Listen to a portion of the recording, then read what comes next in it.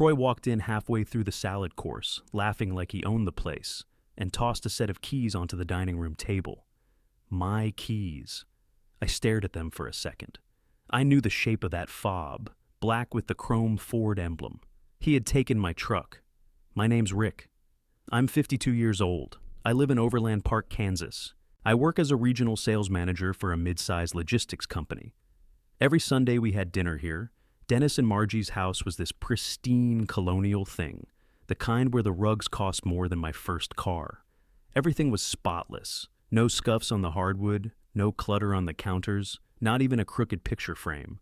You walk in and instantly feel like you're already messing it up. Dennis carved the roast like he was hosting a political fundraiser. Troy had a big interview today, he announced. That startup in Wichita. Tech consulting or something, right? Troy smirked as he plopped into the seat across from me. Yeah, CEO's a buddy of mine from college. They're looking for someone who can grow their brand fast. You know, vision stuff. Samantha, my wife, glanced at me with this tight little smile, like she already knew what was coming and didn't want to deal with it. She just kept cutting her potatoes. Quick note. Before we go on, share what city or country you're watching from. Nobody asked about my promotion. 2 weeks ago, I landed the biggest account in my region's history. Took my team 6 months. Margie hadn't even mentioned it once. I leaned forward, eyeing the keys again.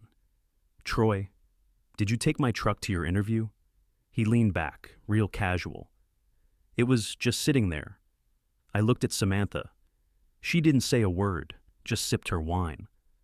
You didn't think to ask? I asked, keeping my voice even, which took effort. Dennis chuckled like I'd said something cute. He needed it more than you did, Rick. It's just a truck. Margie nodded like that made all the sense in the world. It's good he took initiative. Shows he's serious. I blinked. It's a brand new F-150 Lariat. He doesn't even have a license right now.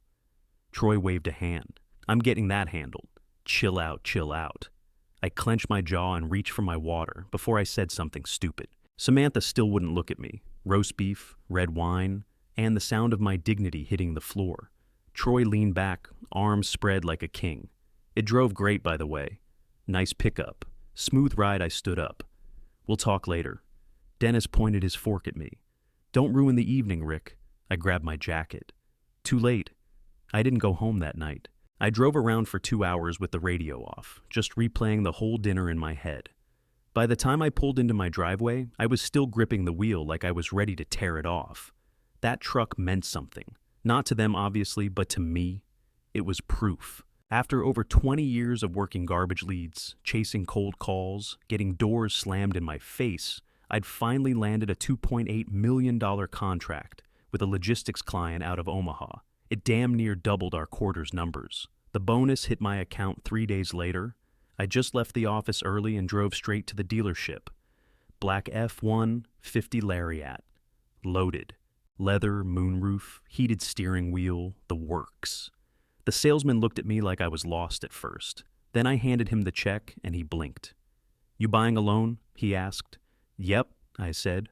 No cosigner? Just me. He ran it again, came back smiling. Well, Rick, congratulations. I still remember that first drive home. The smell of the leather, that quiet thud when the door shut. It was the first thing I'd ever owned outright that nobody else had a claim on. No co-approval, no compromise.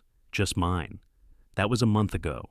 Back at Dennis and Margie's, I was halfway through forcing down another piece of roast when Troy decided to speak up like he was giving a TED Talk.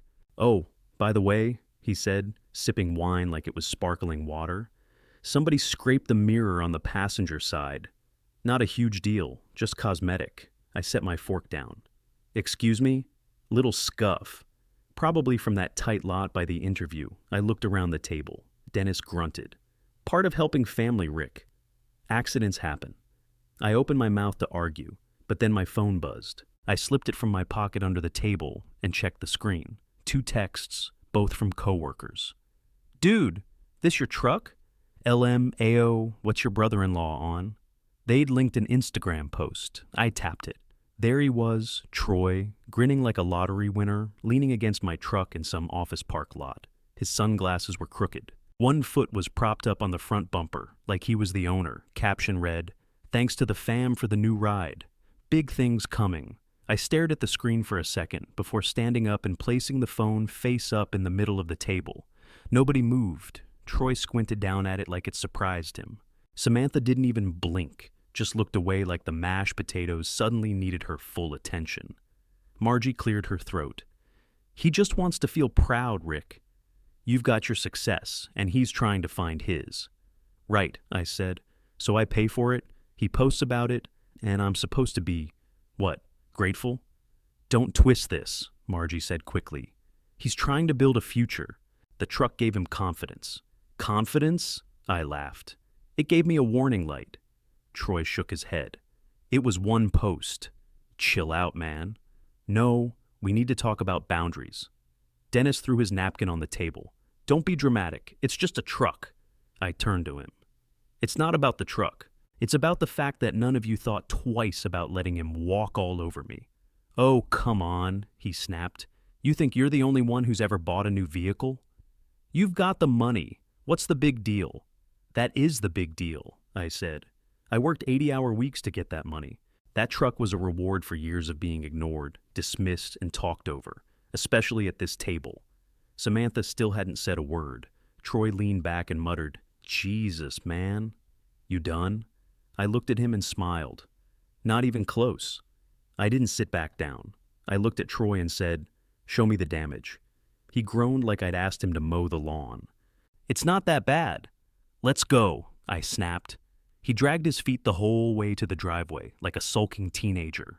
We stepped into the evening air, and there it was, my truck, parked crooked at the edge of the driveway, front wheels halfway over the grass.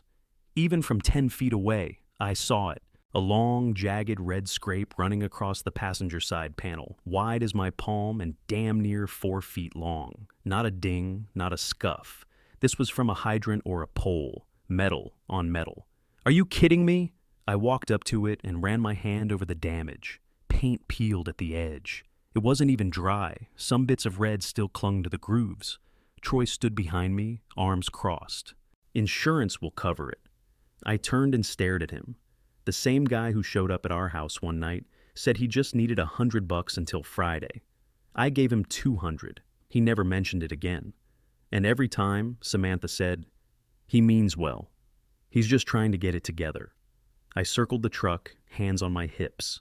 You couldn't even text me to say you hit something? Troy shrugged. I didn't notice until I parked.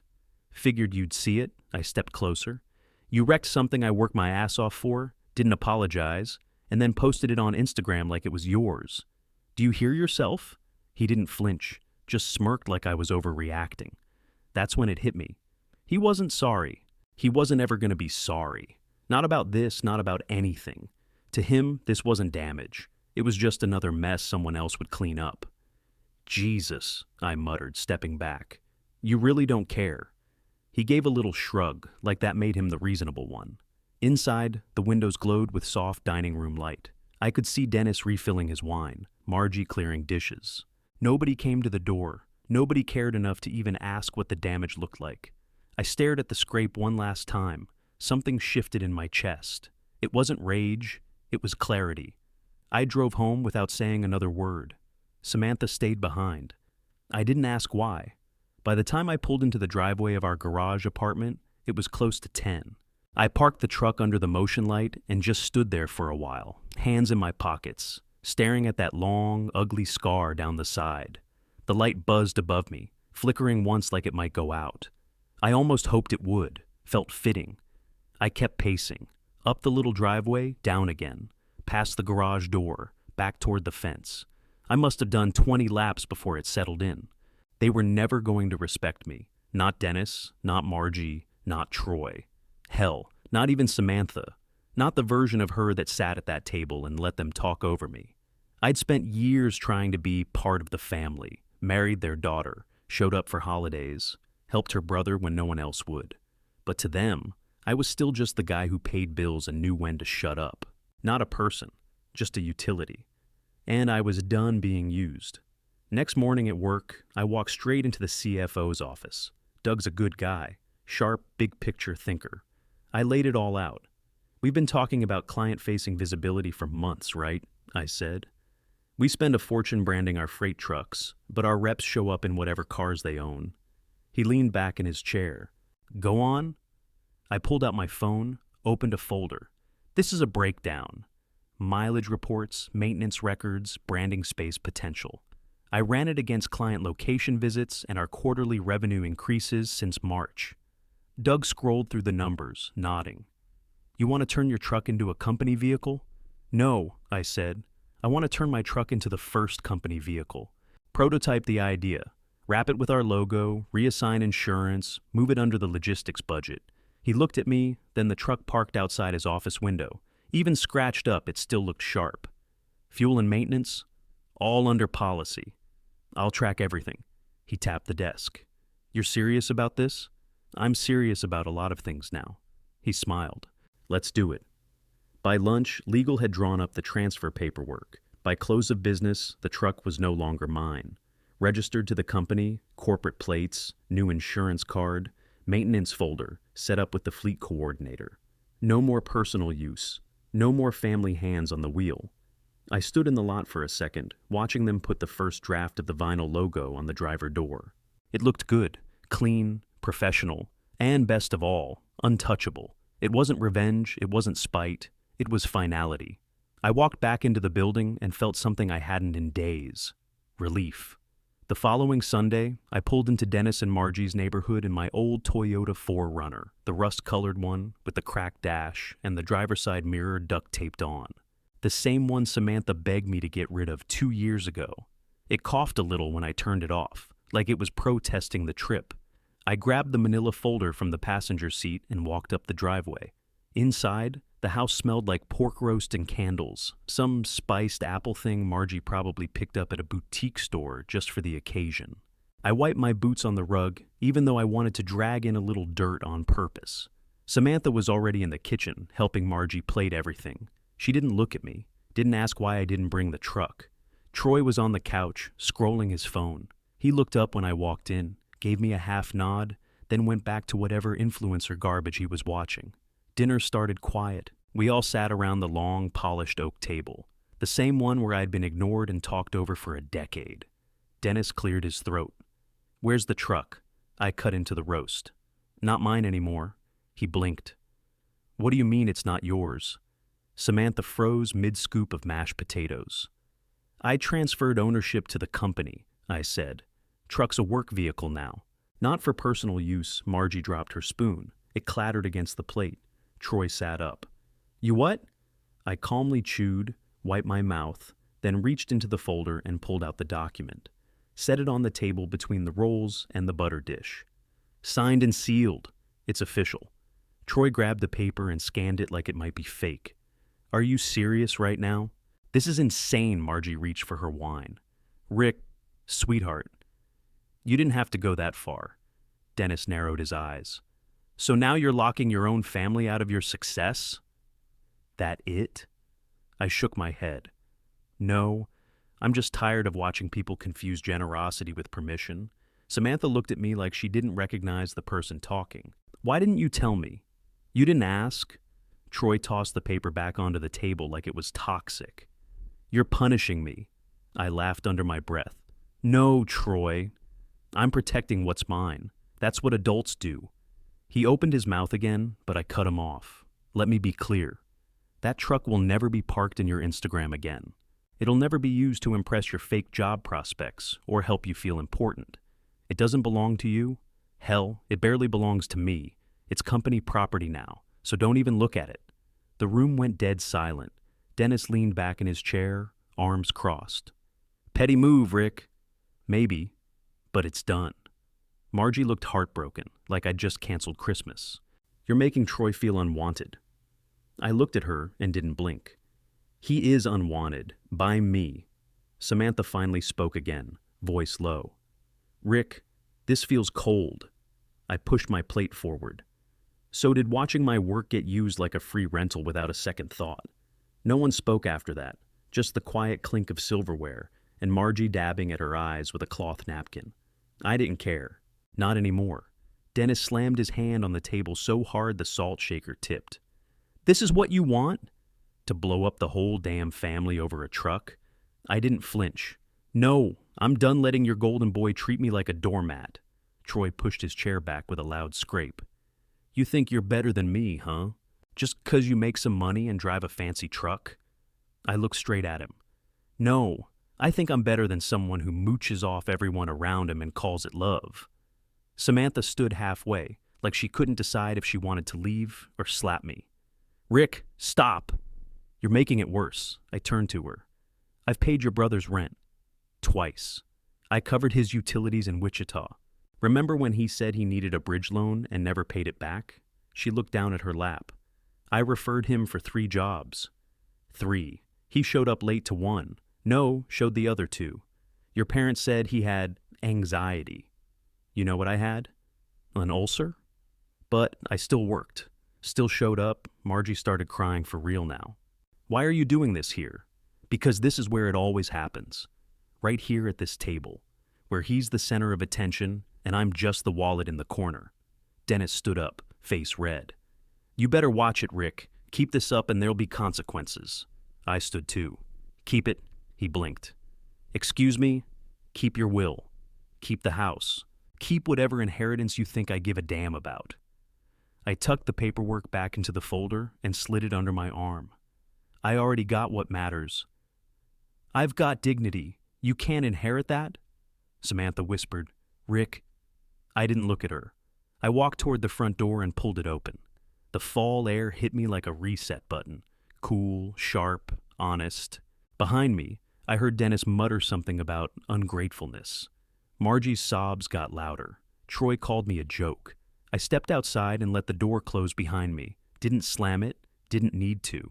6 months later, I parked the truck, right outside the entrance of our HQ. Company wrap gleaming in the sun, logo clean and bold on the doors. I stood back and watched it for a second. It didn't look like mine anymore. It looked like it belonged to something bigger. That was the point.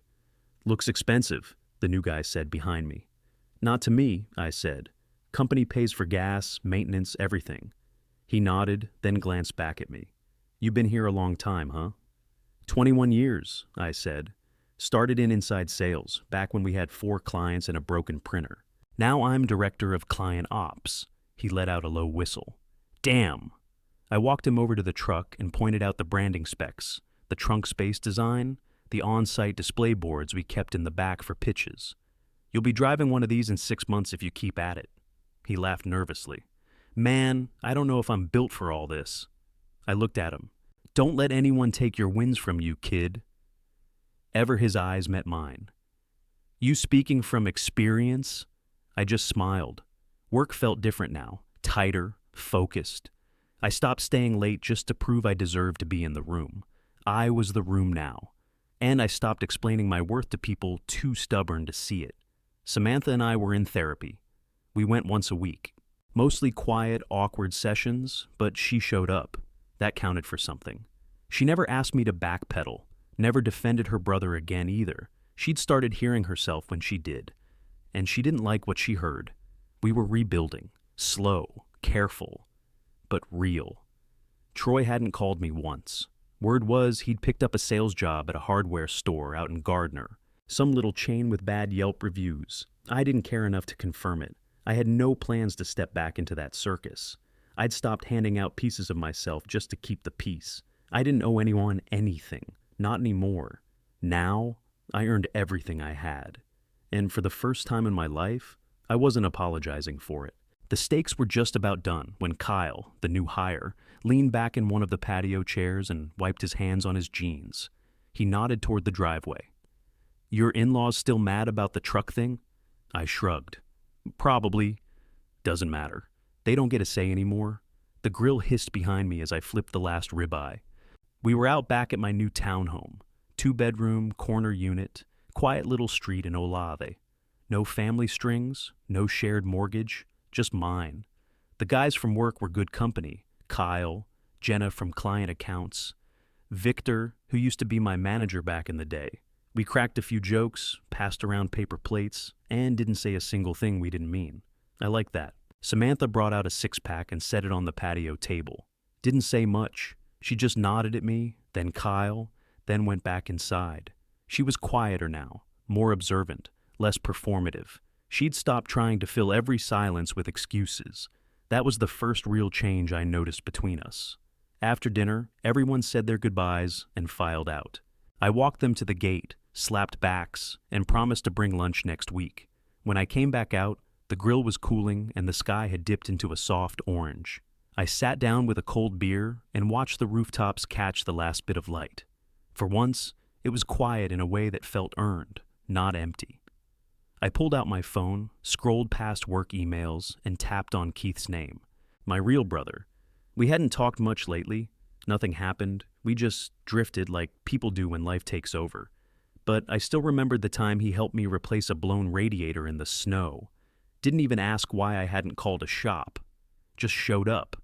I typed, "Thinking of you," set the phone down, took another sip of beer. Less than a minute later, it buzzed. "Proud of you, man." Always were the steady one. I smiled, not because of the words, but because someone finally said them. I looked at the truck in the driveway, clean, polished, that subtle company logo on each door. No scratches, no lies, no question about who it belonged to or why it mattered.